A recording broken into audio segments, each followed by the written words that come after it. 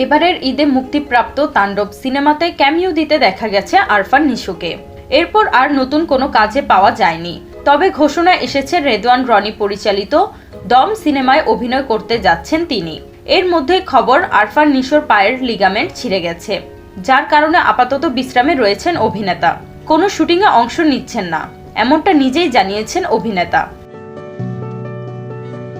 গতকাল শনিবার north south বিশ্ববিদ্যালয়ের একটি অনুষ্ঠানে অংশ নেন নিশো। সুড়ঙ্গ 2 কবে আসবে? অনুষ্ঠানে উপস্থিত এক শিক্ষার্থীর এমন প্রশ্নে উত্তর দিতে গিয়ে নিজের হাঁটুর সমস্যার কথা সামনে আনেন তিনি। এ সময় নিশো বলেন, সুড়ঙ্গ 2 কবে আসবে সেটা এখনো আমরা জানি না। রাফির সঙ্গে আমার কাজটি নিয়ে পরিকল্পনা চলছিল, কিন্তু পায়ের লিগামেন্ট ছিঁড়ে গেছে, স্পাইনে সমস্যা আছে। পুরোপুরি স্বাভাবিক জীবনে ফিরতে এবং ফিট হতে আমার একটি সার্জারি করাতে হবে।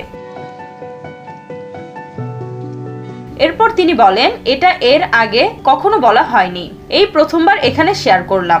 এটা জানলে অনেকে আমাকে কাজে নেবে না, বলবে তোমার তো পা ভাঙা।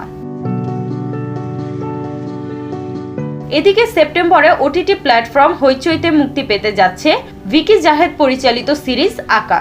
সিরিজটিতে আরফান নিশোর সঙ্গে দেখা যাবে মাসুমা রহমান নাবিলাকে।